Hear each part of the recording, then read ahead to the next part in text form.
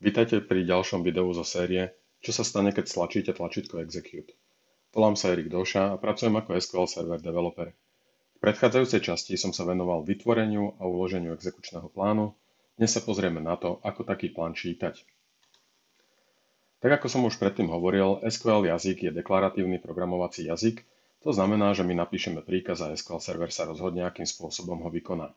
Pri každom spustení príkazu SQL Server urobí niekoľko krokov. Prvý je parsing. To znamená, že jedná sa iba o nejakú kontrolu v syntaxe. Druhý je binding. Tu sa kontrolujú existencie všetkých objektov, ktoré sú potrebné na vykonanie príkazu. Tabuliek, indexov a podobne. A najzložitejšia časť je optimization. To je samotné vytvorenie exekučného plánu. A keďže už máme exekučný plán vytvorený, ukážeme si, ako ho čítať. Demo bude založené na jednoduchej procedúre, ktorá obsahuje iba jeden select s joinom na 3 tabulky. Keďže sa snažím pripraviť sériu krátkych videí, samozrejme nemôžem hovoriť o všetkých možných operátoroch v exekučnom pláne. V rámci tohto dema sa ale pozrieme na to, ako pristupujem k čítaniu exekučného plánu počas performance tuningu. Keď som začínal s performance tuningom a snažil som sa pochopiť, čo sa vlastne deje, častokrát som sa v exekučnom pláne stratil, sústredil som sa na nepodstatné veci. Čím viac budete študovať rôzne exekučné plány, tým viac budete chápať logiku spracovania dát. A teraz sa už poďme pozrieť na naše demo. Takže toto je tá procedúra, o ktorej som hovoril, toto je demo procedúra. Bude sa skladať z jedného vstupného parametru, ktorý potom vstupuje do filtrovanej podmienky a robíme join na 3 rôzne tabulky. Ja si samotnú procedúru vytvorím a idem ju spustiť. Keď ju idem spúšťať, vždy si zapnem štatistiky IO, to znamená, chcem vidieť, koľko tie jednotlivé selekty alebo koľko skenovania alebo seekovania indexov číta z disku alebo číta logických readov. Podľa toho vlastne robím nejaký performance tuning. Takže máme samotnú procedúru, spustíme si ju a pozrieme sa na jej exekučný plán.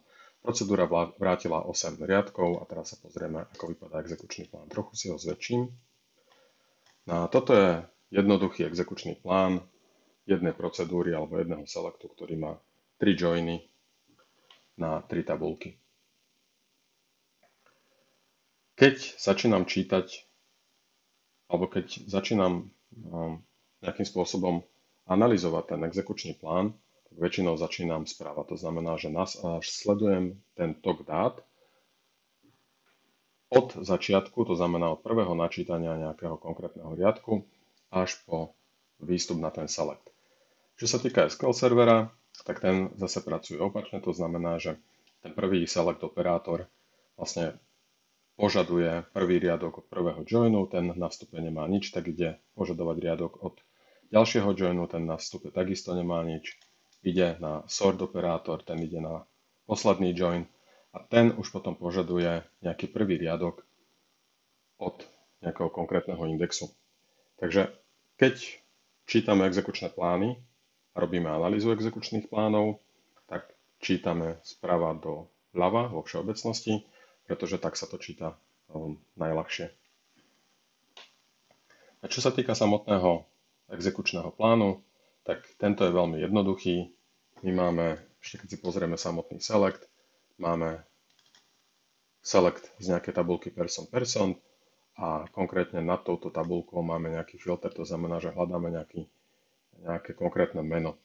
Keď sa pozrieme späť do exekučného plánu, tak vidíme, že sme robili nejaký index seek, to znamená, že vyhľadávanie v nejakom neklastrovanom indexe. Skúsim to takto priblížiť. Takže máme index seek v neklastrovanom indexe. A následne máme nested loop. Toto ale nie je klasický join medzi dvoma tabulkami, ale tým, že vyhľadávame v nejakom neklastrovanom indexe, ten neklastrovaný index nemusí mať všetky dáta, ktoré požadujeme v selecte. To znamená, že na to, aby sme vrátili v selecte nejaké dodatočné dáta, ktoré samozrejme nie sú v tomto jednom neklastrovanom indexe, tak SQL Server musí urobiť tzv. Key lookup do klastrovaného indexu. Takže toto je vlastne tá časť key lookupu. No a na to, aby to mohol spraviť, tak použije nested loop. Ale tak, ako hovorím, toto nie je samotný join. Toto je len spojenie dvoch indexov v rámci jedného exekučného plánu. Takže ako náhle máme prečítané dáta, pozrieme sa, že vlastne koľko dát sa tu konkrétne ide čítať. Ešte raz to zväčším.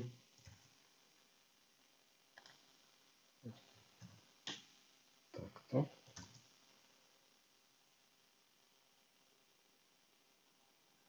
Kde sme? Tu. To znamená, že čítame 8 riadkov.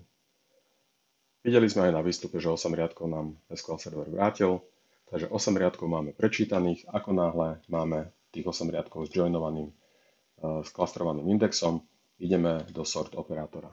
Sort operátor je stop-and-go operátor. To znamená, že na to, aby vedel spraviť sort, tak potrebuje zoradiť všetky riadky, tým pádom ich musí mať všetky načítané. Takže všetky riadky sa načítajú do sort operátora. Prečo je tu sort operátor? Keď sa pozrieme na ten samotný select, tak vidíme, že je tu nejaký order by.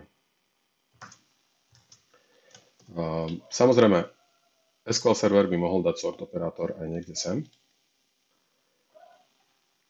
Logicky by sme predpokladali, že áno, že tu bude niekde sort operátor, ale tým, že SQL server sa rozhoduje, akým spôsobom vykoná samotný príkaz a akým spôsobom vytvorí ten exekučný plán, tak pre lepšie čítanie dát už zoradil dáta priamo na začiatku, to znamená, že hneď za prvou tabuľkou. Následne robíme klasický nested loop join do tabuľky pod ňou, to znamená, že person phone, takže už máme načítané dáta z indexu person, alebo teda z tabuľky person a teraz joinujeme nejaké dáta ohľadne ich telefónnych čísel. Nested loop operátor funguje asi takým spôsobom, že má hornú vetvu alebo vonkajšiu vetvu a má inner vetvu. Pre každý jeden riadok, ktorý vôjde vlastne do tohto join operátora, SQL server urobí, alebo teda nested loop join urobí index seek do person phone tabulky. To znamená, že ak máme 8 riadkov, tak 8 krát sa pozrie do tejto tabulky.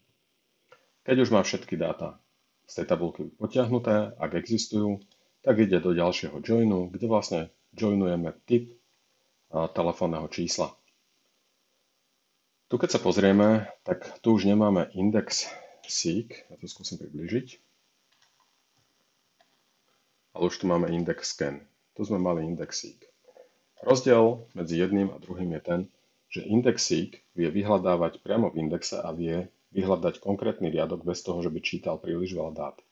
Index scan robí to, že prečíta kompletne celý klastrovaný index. V tomto prípade je to index scan klastrovaného indexu. Takže prečíta kompletne celý klastrovaný index, tým pádom prečíta celú tabuľku. To, že prečo sa rozhodol urobiť index scan, sa môžeme pozrieť, že či uvidíme niečo zaujímavé.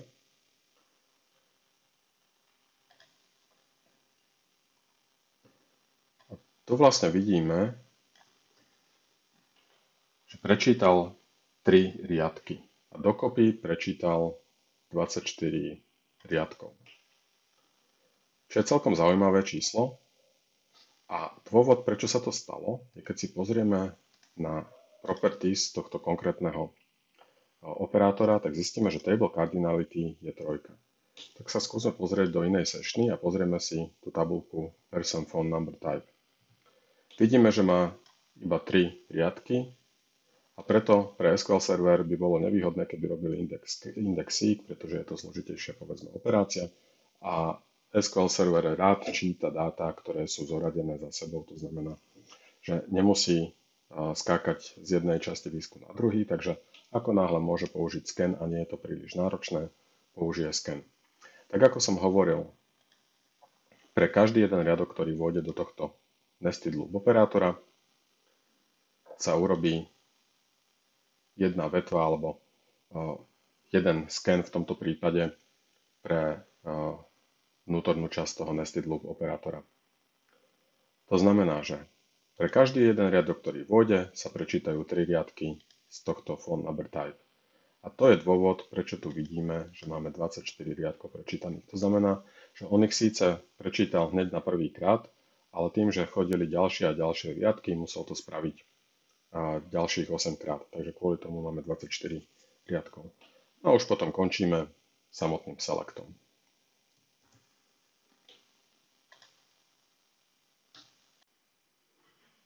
No a ukázali sme si, ako teda vypadá exekučný plán pre zavolanie tejto procedúry s parametrom Conversman.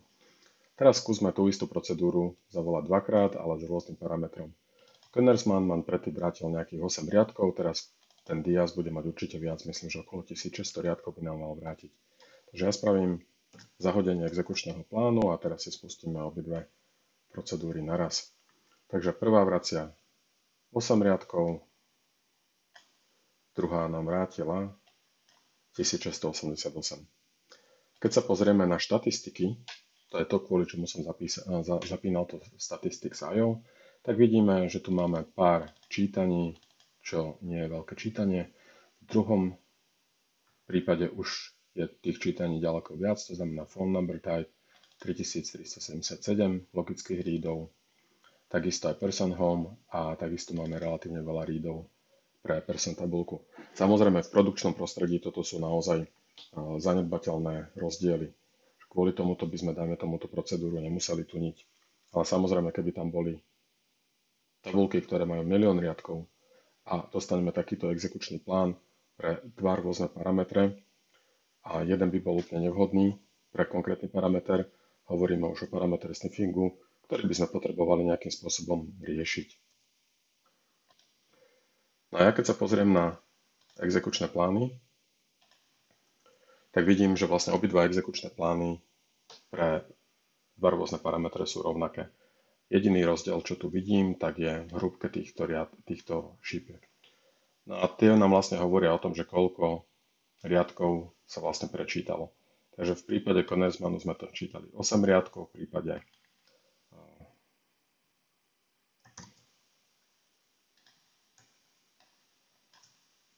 Diaza sme čítali 1688. Samozrejme to má vplyv potom už aj na ďalšie časti toho exekučného plánu. Takisto je zaujímavé pozrieť si tento sken. Tu som hovoril na začiatku, že táto konkrétna tabuľka má len 3 riadky a keď sa pozrieme, koľko riadkov bolo prečítaných, tak vidíme, že bolo prečítaných 5064 riadkov. A to je kvôli tomu, že tie 3 riadky boli čítané 1688 krát. Toto by už mohol byť nejaký problém v produkcii.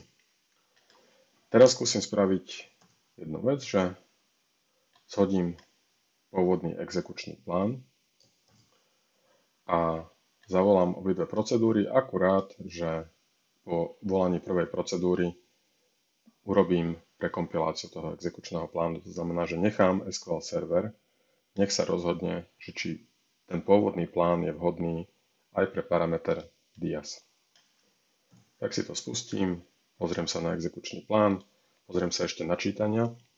A čítania v tejto časti v person phone a person type nám výrazne klesli oproti predchádzajúcemu exekučnému plánu. A keď sa pozrieme na samotné exekučné plány, tak už tu vidíme úplne iný exekučný plán, ako sme videli doteraz. Tu sa SQL server rozhodol, že vzhľadom na to, že z tohto indexíku, konkrétne s tým parametrom Diaz, nám vráti 1688 riadkov, asi bude jednoduchšie začať tabuľkou, ktorá je najmenšia. To znamená, že práve ten phone number type, ktorá má 3 riadky. Tu preskenuje jedenkrát, potom tu použije nejaký hashmatch join, ktorý je vlastne stop-and-go operátor. Ten hashmatch join je trochu zložitý, asi by som nešiel úplne do detailov v rámci tohto dema, ale má nejaké dve fázy, kde vlastne jedna je build fáza, kde sa na základe menšieho vstupu urobí nejaká hash tabulka a zahashujú sa vlastne tie dáta, ktoré vošli na vstupe do hashmatch joinu a potom druhá časť je probe, kde vlastne kontroluje vstup z tejto spodnej vetvy a snaží sa najoinovať tieto dva typy medzi sebou. No a to vlastne celú tú spodnú vetvu máme trošku rozdielnú. Samozrejme začíname s tým indexíkom, pretože máme filtrovaciu podmienku založenú práve na last name, takže vieme relatívne rýchlo vyhľadať tie dáta. Robíme key lookupy pre každý jeden riadok a to z toho dôvodu, že zase čítame z neklastrovaného indexu a potrebujeme ešte jeden stĺpec alebo niektoré stĺpce z klastrovaného indexu, za to sa robí key lookup. Tento KLOOKUP už nevypadá až tak dobre v prípade, že je tam 1688 riadkov, pretože pre každý jeden riadok sa vždy musí ísť do klastrovaného indexu. A kvôli tomu nám SQL Server radí použiť nejaký, tu si to takto pozrieme, nejaký neklastrovaný index, ktorý by nám mohol pomôcť práve v tejto prvej časti tohto čítania. Tu máme potom zase sort operátor, takže zase čakáme na 1688 riadkov, kým sa načítajú všetky, až potom sa zoradia. A potom je tu nový typ merge operátora, ktorý už nerobí nested loop join, ako sme mali tu, do toho person phone number, ale tým, že máme dáta zoradené, tak robí merge join, čo vypadá ako keby nejaký taký zips. To znamená, že zipuje dáta z jednej a z druhej tabulky na základe toho, že sú zoradené a nerobí indexík pre každý jeden riadok, ktorý príde vlastne v hornej časti, pretože tých riadkov nám príde 1680.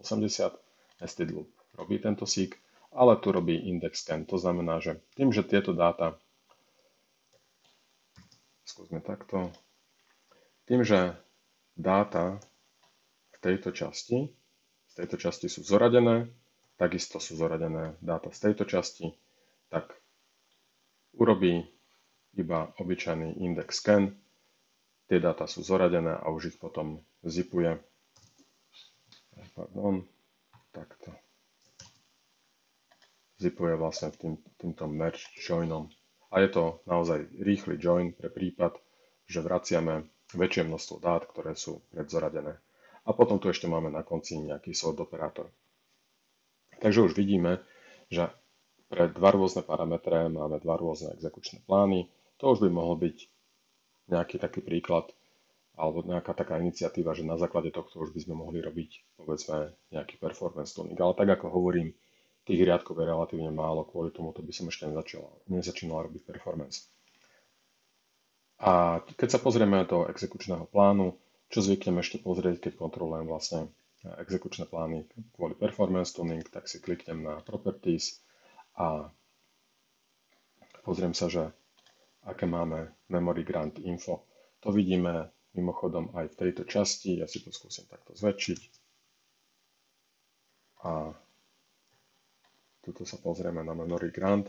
To znamená, že toto je nejaká časť v rámke, ktorú potreboval exekučný plán na to, aby mohol byť spustený, aby mohol byť vykonaný. A ako náhle je tento memory grant pridelený tomuto exekučnému plánu, konkrétne v tomto prípade je to 2500 KB, takže okolo 2,6 MB, tak tá časť v rámke je alokovaná až dovtedy, kým táto procka neskončí. Ak by tu bol vlastne to znamená, že tu hovoríme o tejto časti.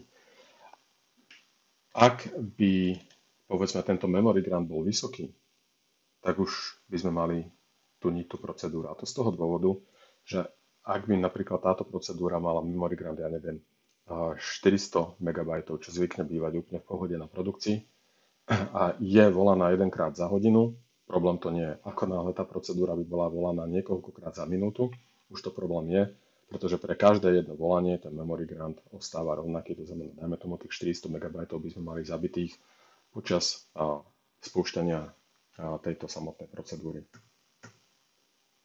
Takže takto vypadá rozdiel medzi dvoma exekučnými plánmi. A skúsme si pozrieť ešte tretí prípad. Takže ešte raz by som sa pozrel na spustenie procedúry s tým parametrom dias. Pozriem sa na ten exekučný plán, pozriem sa na dáta a IO ready, takže vidíme, že tu mám nejakých 5200 readov pre tabulku person a pozriem sa na ten exekučný plán. A vidím, že tak ako som mal aj predtým, začínam nejakým indexíkom v neklastrovanom indexe, ale kvôli tomu, že mi tam chýba nejaký stĺpec, tak sa pozerám ešte aj do klastrovaného indexu. To znamená, že pre každý jeden riadok, tých 1688 riadkov, musím vždy ísť pre do klastrovaného indexu. A teraz ja by som chcel vedieť, že kvôli čomu tam vlastne chodím. A to máme potom v tejto dolnej časti. A toto je vlastne output list. To je jediný stĺpec, kvôli ktorému chodím do klastrovaného indexu. Takže keby som ja vedel vytvoriť neklastrovaný index, ktorý má okrem last name a first name aj informáciu o tomto title, tak vedel by som sa zbaviť tohto keylookupu. A keď to skúsim spraviť,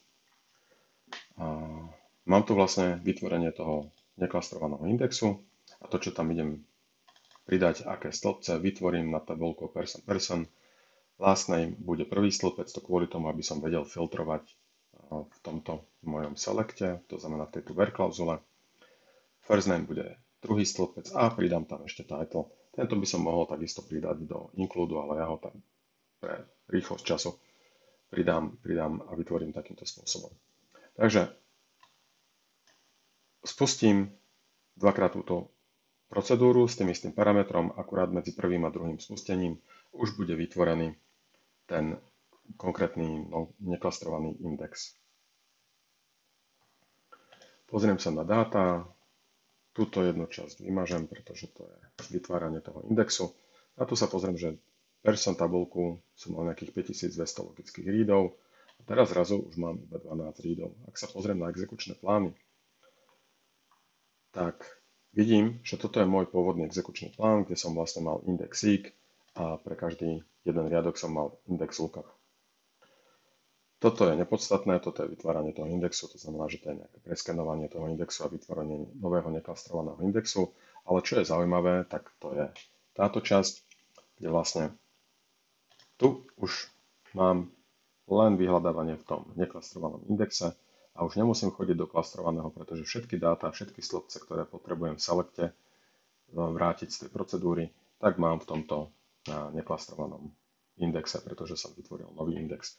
A tým pádom už môžem robiť join na tabuľku person phone. A keď sa pozrieme sem, tak vlastne to, čo sa udialo, tak vlastne túto časť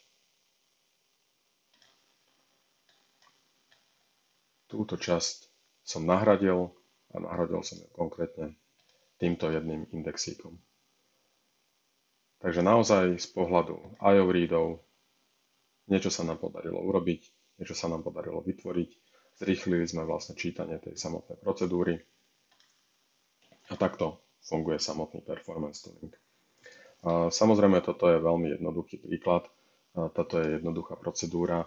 V prípade, že robíte performance tuning na produkcii, tak nepotrebujete poznať len jednu procedúru, mali by ste vedieť, aj aký load tam funguje, aké ďalšie procedúry, dajme tomu, využívajú tento index. Či tento index využijete len takýto, alebo či tam môžete pridať ešte nejaký ďalší stĺpec, pretože nie len táto procedúra môže využívať ten konkrétny neklastrovaný index, ale môže ho využívať aj iná procedúra, ktorá povedzme tu by potrebovala ešte nejaký business identity, povedzme.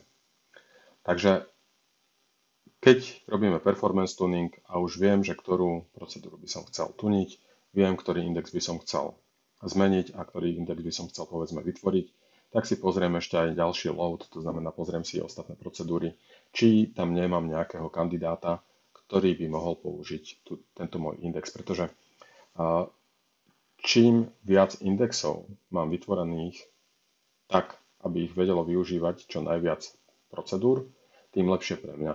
Pretože tie indexy, tie neklastrované indexy, tie sú samozrejme ďalšie dátové štruktúry ku našej samotnej tabuľke. Takže čím viac neklastrovaných indexov vytváram, tak tým sa mi zväčšuje ako keby objem tej tabuľky. Takže toto bol iba taký jednoduchý príklad a skôr taký návod, akým spôsobom čítame exekučné plány. Odkiaľ začíname, kam pokračujeme, čo sa snažíme zmeniť. Samozrejme, keď by sme mali nejakú modifikáciu dát, keby sme mali procedúry, ktoré robia delete alebo ktoré robia nejaký update, tak tam už je to trochu zložitejšie. Ale samozrejme, dá sa vlastne všetko tuniť. Začiatok je ale vždy o niečo ťažší, už potom ako náhle budete vedieť, ako vypadajú jednotlivé exekučné plány, ako vypadajú jednotlivé operátory v tých exekučných plánoch, čo môžeme očakávať od niektorých operátorov. To, že niektoré operátory si dajme tomu stop and go operátory, kde ten operátor nepustí na výstupe žiadne dáta, kým nemá všetky dáta na vstupe pozbierané. Samozrejme, už keď budete v budúcnosti pracovať vlastne na takejto produkcii, kde budete môcť tuniť tieto dáta, tak už vlastne budete musieť rozmýšľať v takom širšom zmysle, že akým spôsobom vytuniť tú procedúru, že naozaj to nie je jednoduché len sa zamerať na nejakú konkrétnu procedúru, pretože väčšinou na produkcii nie je problém iba s jednou procedúrou, ale je tam problém s viacerými procedúrami, povedzme je tam problém s dizajnom tabuliek a tak ďalej. Takže začiatok je možno ťažší, ale čím viac sa budete pozerať na exekučné plány, čím viac si od nich prečítate, čím viac si pozriete videí, akým spôsobom sa dajú tuniť jednotlivé procedúry, tak tým to bude jednoduchšie. No a to bola posledná časť dnešného videa. Ďakujem za pozornosť. Ďalšie video bude venované zámkom, alebo teda lokom a čakaniu na zdroje. Keďže SQL server využíva viacero aplikácií naraz, prípadne sa na SQL server pripája veľké množstvo používateľov, vždy dochádza k čakaniu na zdroje a práve ďalšia časť bude venovaná lokovaniu, blokovaniu, deadlockom a wait štatistikám.